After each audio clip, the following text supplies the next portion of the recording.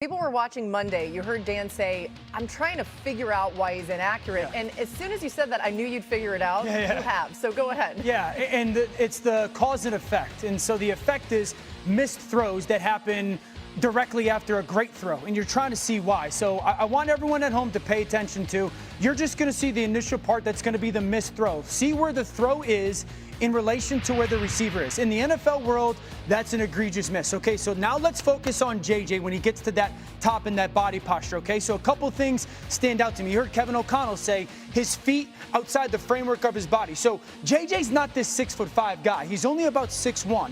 His step right here on this throw is so wide, it's almost like for me in a 6'5" frame. Peyton Manning was notorious on trying to have a 6-foot step, no matter if it's a 5-yard, 15-yard, 20-yard throw. So it's really important for JJ McCarthy. Bring that back, guys, because I want to talk about that body position for JJ McCarthy when it comes to like that ball out of his hands throw. He's getting far too wide. All right, play it. Far too wide with his base. I think the second thing is you don't see JJ be very much of a rotational thrower. This is going to be the ball down the sideline to Hawkinson. Another egregious miss. This is going to be the best angle for us to talk about it, okay? One, you're going to see that. Look how wide his base is.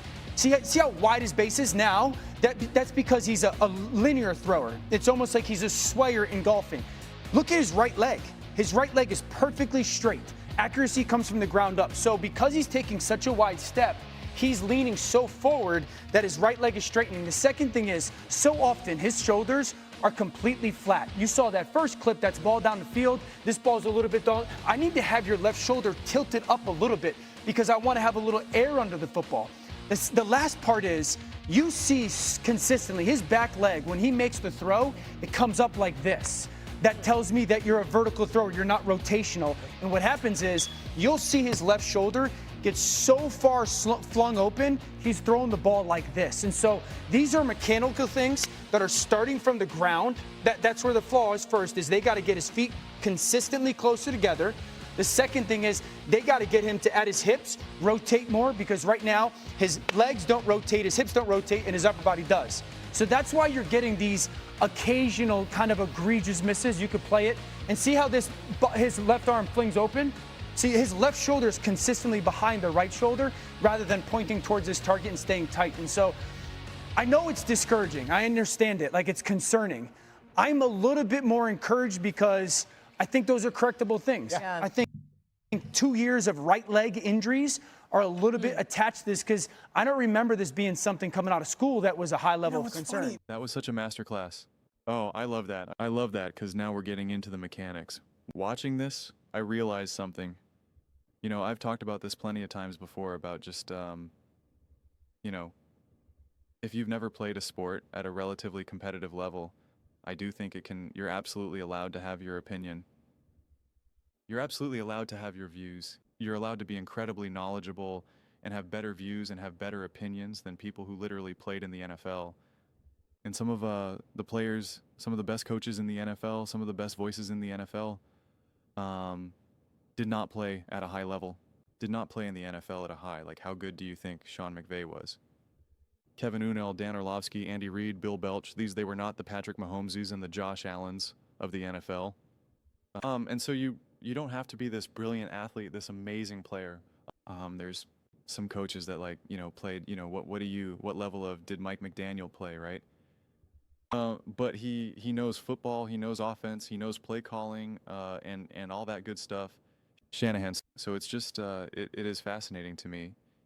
But I do think that, you know, one should still have some sort of humility and understanding that if you've never truly been coached, and again, at a high level where someone is like, they're watching your footwork, they're watching your mechanics, you're throwing the ball, and they're like, no, your shoulders need to know, stop, do it again, you know, go back, do it again, shoulders here, this, that, and it's just like putting in that work again and again, having one coach tell you one thing, and then having another coach tell you another thing, and then have another coach tell you another thing, and you're going through your playing career being exposed to so many different coaches and reinforcing some bad habits and better habits and this, that, and the third, and, you know, all of this type of stuff. And I think you really got such a perfect front snorts row seat to what I had been talking about a million times. I had been screaming and begging and pleading to Minnesota Vikings fans. JJ McCarthy was not able to be developed last season. I said he was not able to be developed. People said, well, he had a meeting with Kevin Unnell every single week. And I said, that's really nothing in the grand scheme of things. And people said, imagine thinking that that's nothing. And it's like, this is the exact reason why. This is the exact reason why he was not able to be on the field, working, growing, and developing. And this is where when I came up with this aha thought. And a lot of it was taught with interacting with Minnesota Vikings fans, but other quarterbacks, other fans too, especially Mahomes fans. The whole debate of how much has Andy Reid impacted Mahomes, and it's just like, that's why I kind of came up with the metaphor. It's like people think that when you're a rookie or a young player, and you get better and better throughout the course of your career, that it's really just like growing up, that it's just like puberty, that there's like, you don't have to do anything. You just exist, and you just naturally, this nature takes its course, and you start getting taller and more muscular, and you start to grow facial hair. Like, it's just automatic, when in reality, that's not the way it works. Like, you need to be developed, you need to learn, you need to grow, you need to work on your mechanics, like you need to work on, you know, any of the other stuff that's more technical, like non-mechanical. So then where a meeting would be beneficial, where Kevin O'Connor is looking at film and he's like, see this, like, look at this mistake, right? Like, do you see where the quarterback should have thrown and said, you threw over here, in this position, or do you want to push it down the field, or do you want to check down? The score is 14-14. Our defense just forced back-to-back 3 and out, 7 minutes left. Do you want to throw that 50-50 ball right now, or is it smarter to check the ball down and take the yards? It's 3rd and 5, and we're on the edge of field goal range, right? Like any of these types of situations, right? It's like, yeah, so like all of that stuff can be good and develop all that blah, blah, blah, blah, blah. But especially when you've been injured, especially when you have a lower body injury, like, and you're not on the field and you don't get to truly put in the work and now be coached by legitimate NFL coaches. It's just like it matters.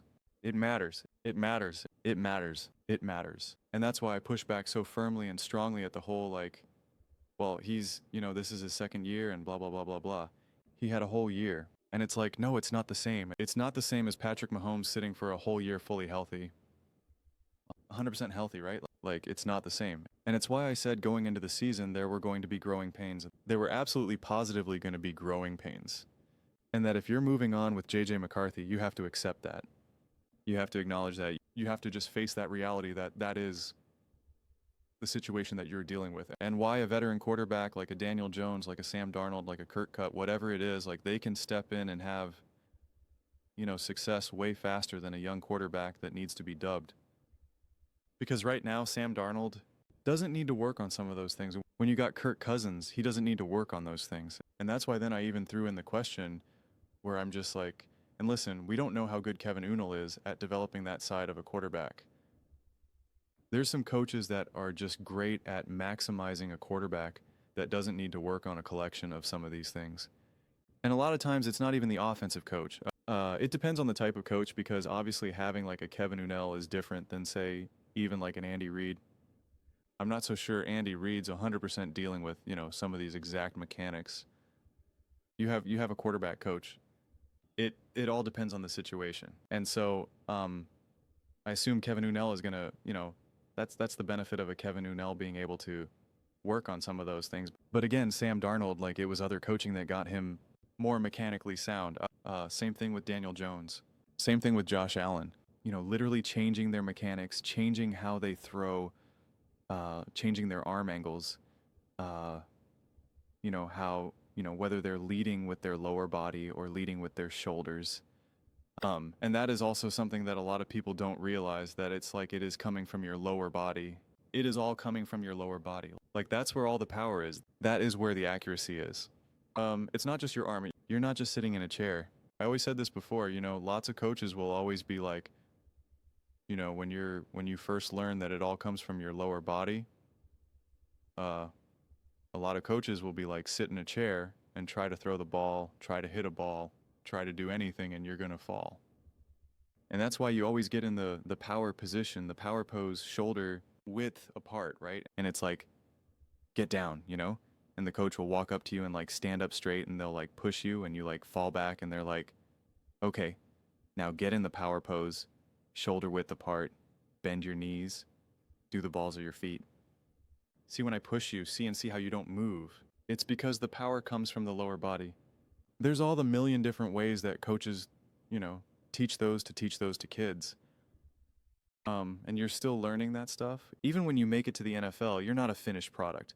You're not a finished product, especially when you're an incredibly young quarterback who was drafted. Especially when you're JJ McCarthy being young, getting drafted, and then getting injured. And so that's what I love what Orlovsky said, because it's like, these are fixable problems. And what's really cool is that we see lots of quarterbacks that kind of just panic in these moments of just being on the NFL field, and everything just feels overwhelming and sped up and crazy. And I'd say that in JJ McCarthy's failures, like, that hasn't been the problem. And so the plays and the throws were there and he was missing them.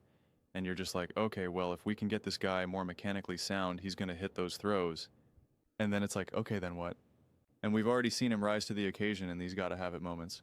And so you're like, okay, well, so that's a checkbox that we can fix.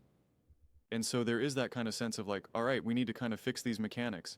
And then that's why Kevin Unell is like, wait, we need some of this, cement to dry. And what he's saying is like, these are things that we're going over, and then these are things that you're probably showing progress and growth, maybe in practice or whatever. And it's like, see, good, now you're doing it, and then on game day you're not.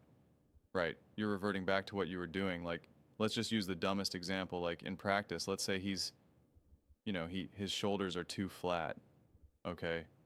And Kevin O'Con's like, no, like, see, I need you to be like this, like ever so slightly, just need you to be like this. And he's like, okay. And then he like does it, but it doesn't look right. And coach goes, no, see, a little bit more. And he's like, okay, got it. Now, good. See how much more comfortable that felt? See how good that was? And he's like, yeah. And then he's able to kind of do that for the next few reps. And then even the next day, and then he calls hike against the Chicago Bears, and it's not like that. No. And then, you're like, nah, see, you reverted back to what we were working with, what we were talking about before, all the stuff that we worked on last week. We need the cement to dry, right? Right. And now some of the things are like, what you need to do. And this is where it's tough too, because I had my one coach, one of the best coaches that I would have, that I had, and he would always say like, I don't want you to think about any of this stuff on game day. You don't think about any of this stuff on game day. You're not thinking about your shoulders. You're not thinking about your hips. You're not thinking about any of this. That's all for practice. Game day, it's muscle memory, man. You're just getting out there and playing. If you're out there calling hike and you're thinking about, I need my shoulders to be like this. I need my back, my legs to be like that. Like you're gone. You're done. It's over. You don't have time to have all that extra stuff floating around your head. You just got to let muscle memory take over. But he's been out there for such a short, narrow time. And he lost an entire season, an entire off. Like he lost so much time. He didn't have it. So it makes sense that right now, no matter how great the team is, no matter how great the coaching is, and listen, some other quarterbacks we can point out. Well, Brock Purdy was able to step in, and some of these other quarterbacks can able to step in who were first drafted. And it's like, yeah, they might be more mechanically sound. They might be, more experienced. They might just maybe get things a little bit faster. That's okay. Like, that is okay. We're very sensitive about having those types of conversations. Like, you're not allowed to say, let's just use Brock Purdy and JJ McCarthy. And again, I'm not saying this is true, but let's just say this is true because there has to be some truth to some of these comparison. It's like, yeah, maybe Brock Purdy just gets things faster than JJ McCarthy. He processes things faster. Or when coach tells him, hey, your shoulders are your shoulders are too flat. You gotta lift a little bit. Brock Purdy just kind of hears it, processes it, gets it, and couldn't put it into practice better. Doesn't mean that he's a better quarterback. Doesn't mean that he's going to have a better career, but for whatever reason, he understands it. He's like, he gets it. When you tell him, he understands it. And he does it at a faster rate than JJ McCarthy. For some reason, people are very sensitive to those conversations. You're like, you're not allowed to say that. Because people then say like, what are you saying? He's dumb? That he's not good? That he can't? And it's like, no. It's just how it is. When you were in math class, you were around other people who got math better than you and slower than you. That's how life is, man. It doesn't mean that they're better than you. You can all still reach the you can all graduate. You can all reach the end. You can all still get A's, It just there's just different skill sets, different speed of progress, just the way it is. There were some sports and some aspects of a game that I could get instantly. It just came so natural. And if I was doing something wrong and it was like, no, you got to keep your hands in, And it's like, okay, got it. And I just knew it, understood it, boom, done. And there was other aspects that it was just like, I don't like doing this. This doesn't feel good. This doesn't feel comfortable. And to your core, you're like, I don't see how this is going to make me better. Like, this feels wrong. And then you're going up against it. And then you got to put a lot of trust in the coach of him telling you this is the way it's supposed to be. Yeah, it feels uncomfortable now, but we need this to become natural for you. And a part of you is like, I don't know. Do I trust it? What do I do? And it's like you're going up against it. And you're just like, some things come easy, some things come hard, some things come naturally, some things never come at all. And it just is what it is. And then you figure out how to navigate around it. But from my own experience with mechanics and issues, again, whether it's football, whether it's basketball, whether it's baseball, whether it's soccer, it's like, these are all, that's why it's like these are all solvable problems. And these are things that come with repetition, and actually repetition in practice, in off season, in drills that you are just running again and again and again. Like it's not really from game day. It's really not. It's not game day. And so it's just like, it's putting in the work. It's putting in the work. It's doing the drills, watching the tape, listening to what the coach is saying, processing it, understanding it, and getting comfortable with it.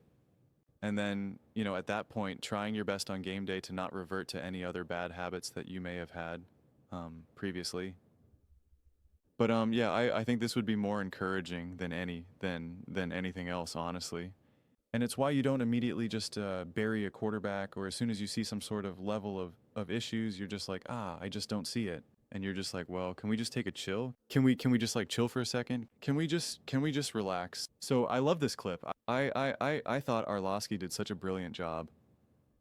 And it's why I take such issue when people were like, oh, Dan Orlovsky stepped in the back of the end zone.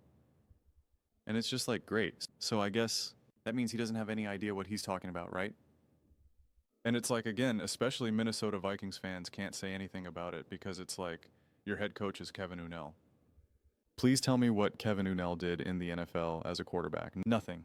Okay? Absolutely nothing. And so it just goes to show you that brilliance can come from so many different places. So I love this, and if you're a Minnesota Vikings fan, I think you should love this too. But those are just my thoughts. I'd absolutely love to hear yours. What do you guys all think about JJ and, some of the issues that he's dealing with right now? The ability to solve them, this season and beyond? Let me know your thoughts in the comments below. I read every single comment, so they agree with me or disagree with me. Either way, let's get in some discussions. Let's get in some fights. But ultimately, let's just have some fun.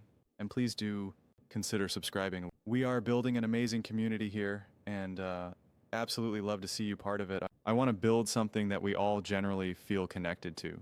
Something that we're really excited to be part of. I think we're well on our way to doing it. Please don't forget to give this video a thumbs up, as it really does help with the visibility and the algorithm. Thank you so much. See you next time.